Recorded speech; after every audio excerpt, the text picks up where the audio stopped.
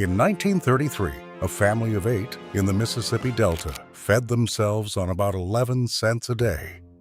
Not because they wanted to, because that was all there was.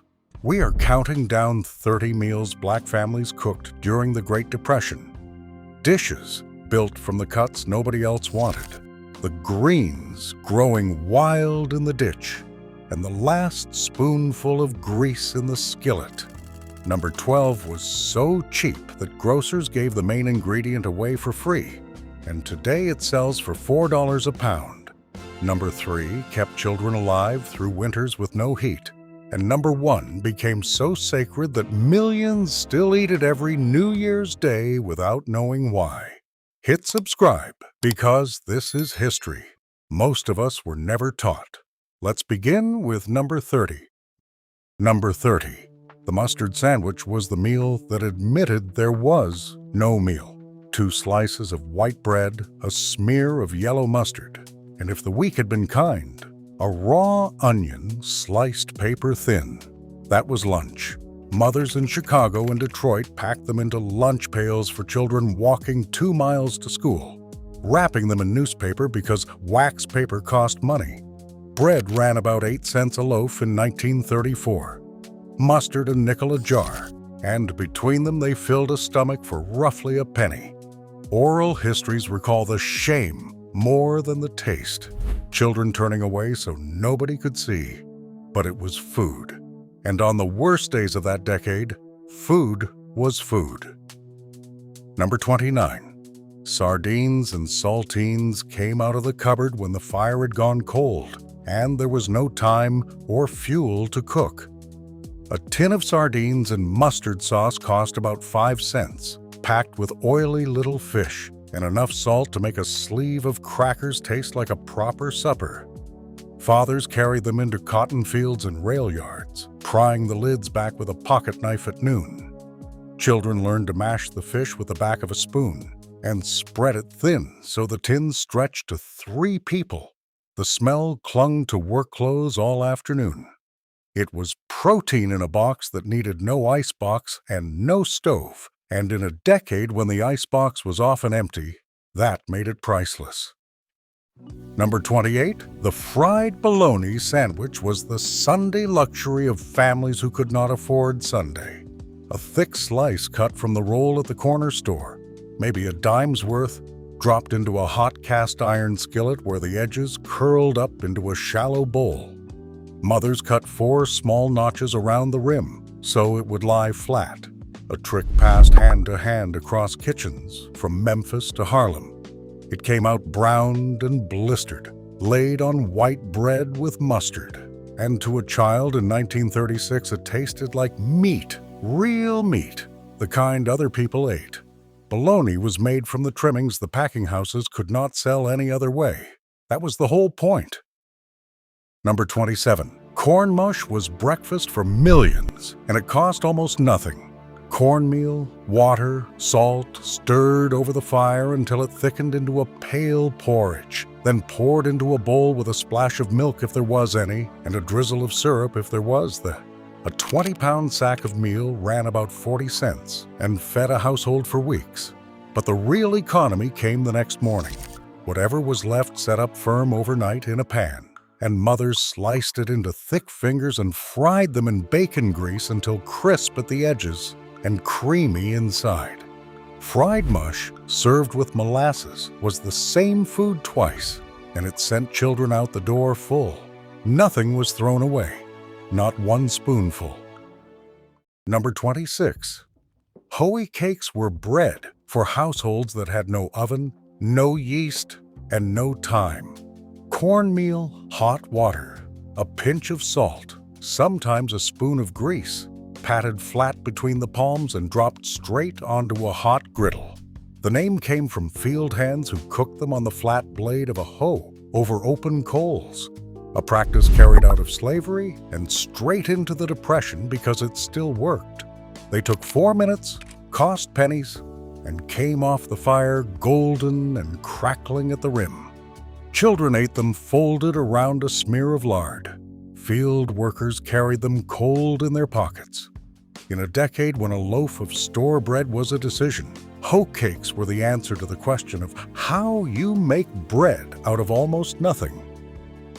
Number 25. Sopping molasses was dessert, breakfast, and supper depending on the day. A blackstrap molasses bucket sat in nearly every southern black kitchen, sold for around $1/4 gallon, dark and bitter and thick as tar. Mothers poured a puddle onto a plate, dropped in a pat of grease or butter, and worked it with a fork until it turned pale and creamy. Then the biscuits came out, and everyone sopped. Blackstrap was the last runoff of the sugar refining process, the syrup that was too poor for white tables, and it happened to be loaded with iron and calcium. Doctors later credited it with keeping rural children from full-blown deficiency. Families didn't know the chemistry. They knew it was sweet, it was cheap, and it made a plain biscuit into something worth sitting down for. Number 24. Water pie sounds like a joke until you understand the arithmetic. No eggs, no milk, no butter to spare. So cooks poured water into a pie shell, scattered flour and sugar over it, dotted the top with whatever fat was left, added a shake of vanilla, and slid it into the oven. It came out as a trembling, custard-like filling that set almost by accident, the starch and sugar thickening the water into something that genuinely tasted like a proper custard pie. It cost roughly $0.05 to make and fed 6. Church cookbooks list it without apology, sometimes as desperation pie. It was proof a family could still put dessert on the table on a day they could put little else there. Number 23. Tea cakes were the currency of black grandmothers, and every family swore theirs were best. Flour, sugar, a little grease, an egg if the hens had cooperated, and a splash of buttermilk, rolled thin and cut with the mouth of a jelly glass because nobody owned a cookie cutter.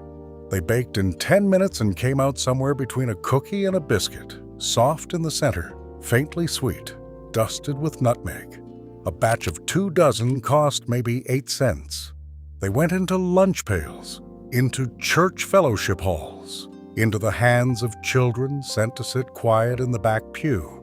Oral histories describe grandmothers who never wrote the recipe down and measured in handfuls, and grandchildren who spent decades trying to get it right again.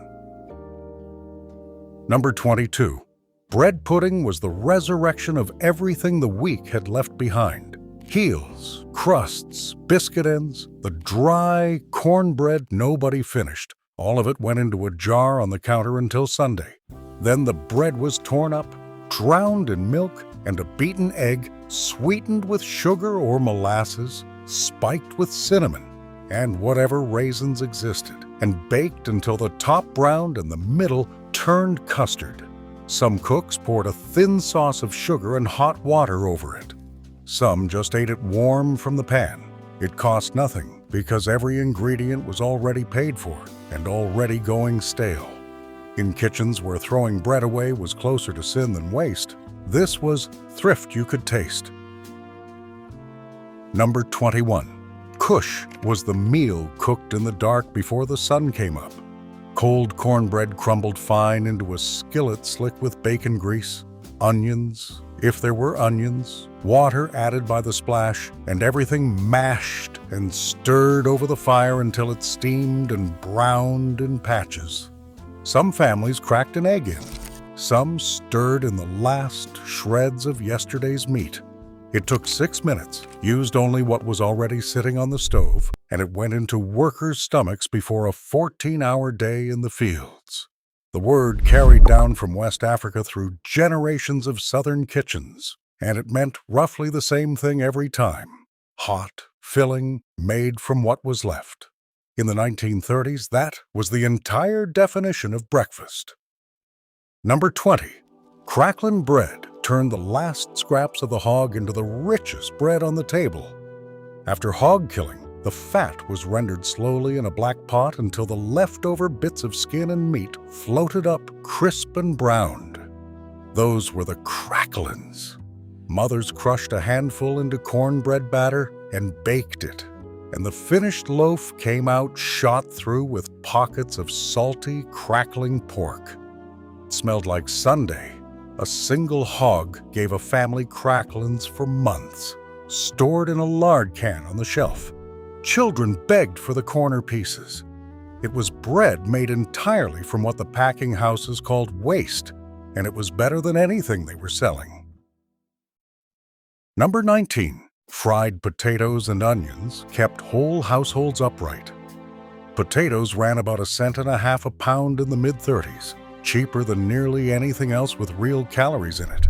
Mothers sliced them thin, unpeeled, because the peel was food too, and laid them in a wide skillet with sliced onion and a spoon of grease.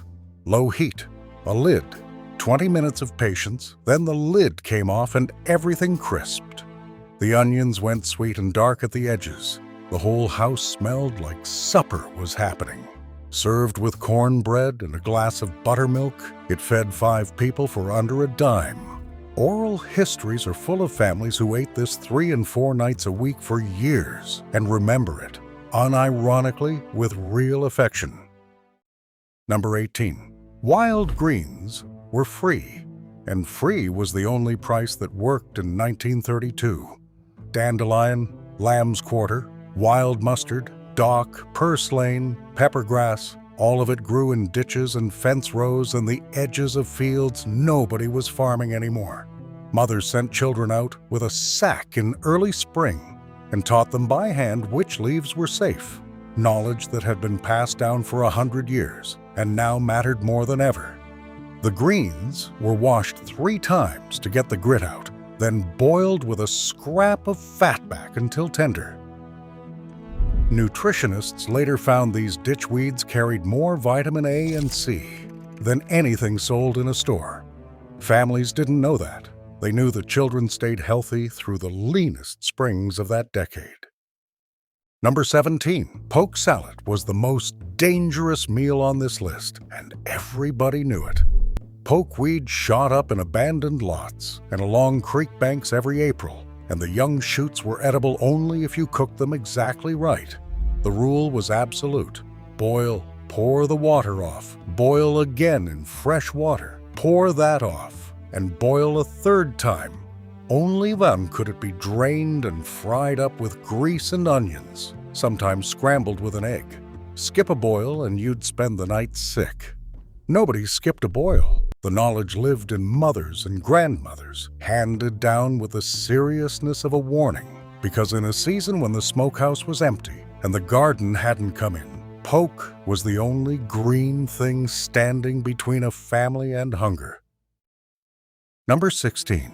Fried green tomatoes came out of a hard truth. The frost was coming, and the fruit hadn't ripened.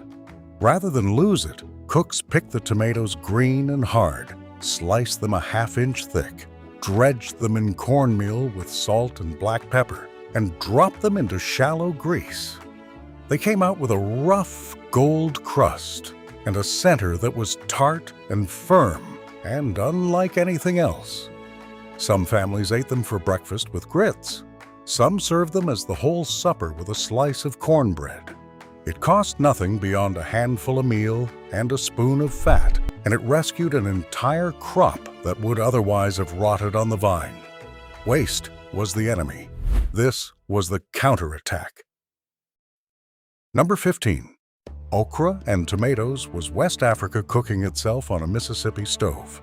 Okra came across the Atlantic centuries earlier, and by the 1930s it grew in nearly every black family's garden because it thrived in heat, ignored drought, and produced until frost. Mothers sliced it into a pot with tomatoes, onion, and a piece of bacon, and let it cook down slow until the okra thickened everything into a stew. Ladled over rice, it fed a family for pennies from a plot of dirt behind the house. Children complained about the texture. Mothers ignored them. The dish had crossed an ocean and survived generations because it worked. And in a decade when the store was out of reach, a garden that fed you was the difference between hanging on and going under. Number 14. Turnips gave families 2 meals from 1 seed. The roots went into the pot, peeled and boiled and mashed with a little grease and pepper, filling and cheap and stubborn enough to grow through a southern winter when nothing else would.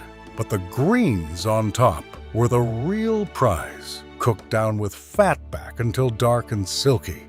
A 5-cent packet of turnip seed could produce 100 pounds of food from a strip of ground beside the porch. Farm agents pushed them across the rural South for exactly that reason. Children remember turnips and greens on the same table, morning and night, week after week through January, and grown men later admitting they never wanted to see another turnip as long as they lived. Number 13. Salmon croquettes were the closest thing to fancy that most families got. A can of pink salmon cost about a dime, and it was the cheap salmon, the kind with bones and skins still in it. That was fine. Mothers mashed the whole thing, bones included, because the bones went soft and carried calcium, and mixed it with crumbled cornbread or crackers, an egg, onion, and black pepper, shaped into patties, rolled in meal, and fried until deep gold. One can make 8 croquettes. 8 croquettes fed a family, served with rice and gravy on Friday night. The smell of salmon frying meant the week's money had held. Church suppers were built on them, and a single dime, stretched that far, bought a household a night that felt like abundance. Number 12. Chicken feet cost nothing because butchers threw them out. Families asked, and grocers handed them over free by the bagful. Glad not to haul them off, mothers scalded them, peeled the yellow skin away, clipped the nails, and dropped them in a pot with onion, black pepper, and a bay leaf if there was one. Hours later, the collagen had melted out, and the broth had gone thick enough to coat a spoon. Poured over rice, it was rich and deeply savory, and children learned to work the small bones with their fingers. That free bag of feet is now sold as a delicacy for around $4 a pound. The families who ate them in 1934 were not eating garbage. They were eating the best broth in America, and they were the only ones who knew it. Number 11. Sauce was engineering as much as cooking. After a hog killing, the head, ears, and feet came to the kitchen, and nothing else was going to be done with them. Mothers boiled them for the better part of a day until every scrap of meat let go of the bone. Then picked the meat clean by hand, seasoned it hard with vinegar, red pepper, and sage, and packed it into a pan to set in its own jelly overnight. In the morning, it sliced clean, cold, and tangy and firm. It kept for weeks with no ice, which mattered more than anything, because most black households in the rural South had no refrigeration at all.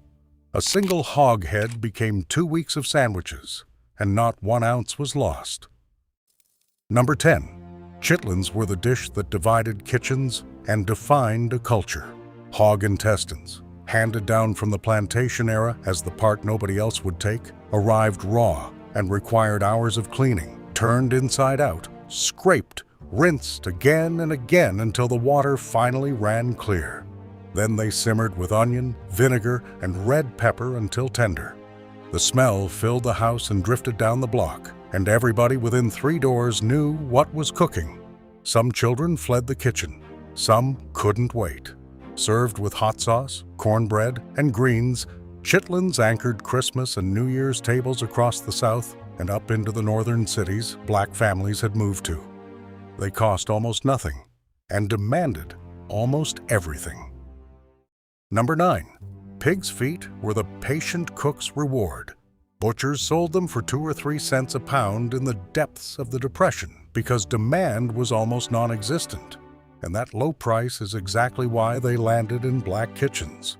Mothers simmered them for 3 or 4 hours with onion, garlic, vinegar, and cayenne until the meat went tender and the liquid turned glossy and thick. Some families pickled them in vinegar and hot peppers in a jar on the counter, where they would keep for months without ice. Others served them straight over rice with the gravy spooned across everything. Children picked at the sticky, gelatinous meat. Fathers ate them without a word. A dime's worth of feet, given time, made a supper that a butcher couldn't beat with a steak. Number 8. Oxtail stew took the tail nobody wanted and made it the richest thing in the house. It sold for a few cents a pound because it was mostly bone and connective tissue and took forever to cook. Mothers browned the segments hard in a black pot, threw in onion, carrot, whatever the garden had, covered it with water, and let it go all afternoon at the back of the stove. That long, slow heat melted the collagen into the liquid until the gravy went thick and glossy on its own, without a spoon of flour. The meat slid off the bone at a touch. Served over rice, it fed 8 people from something that cost a quarter. Today, oxtail is one of the most expensive cuts at the counter. That is not an accident of taste. That is history catching up. Number 7. Smothered chicken backs and necks turned the parts of the bird that nobody sold into Sunday dinner. When a chicken was broken down, the breasts and thighs had value. The backs and necks did not, and grocers moved them for a nickel a pound, or handed them over with a wink. Mothers salted and floured them, browned them hard in grease, then covered them with sliced onion and water, and let them steam under a lid until the meat went soft and the flour in the pan turned into a dark, silky gravy. That gravy was the point. It went over rice, over grits, over cornbread. A family of 6 ate chicken for supper on a nickel, and the children never once suspected they were eating what the butcher meant to throw away.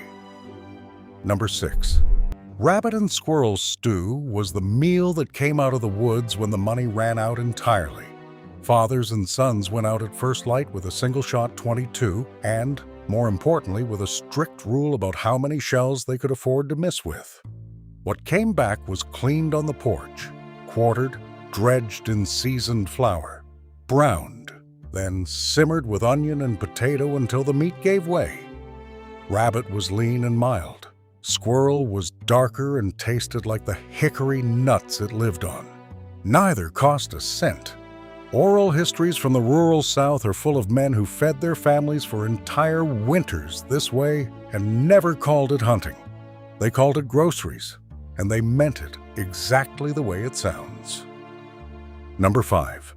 Fried catfish and hush puppies came from water that belonged to nobody.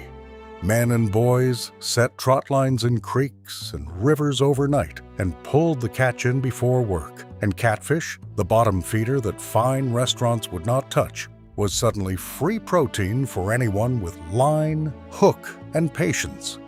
Cleaned, rolled in cornmeal with salt and pepper, dropped into a kettle of hot grease outside the house so the smell would not take over the kitchen.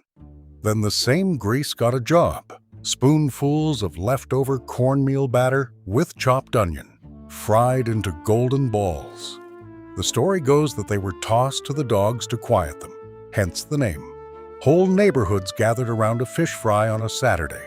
It cost almost nothing, and it felt like a holiday every time. Number 4.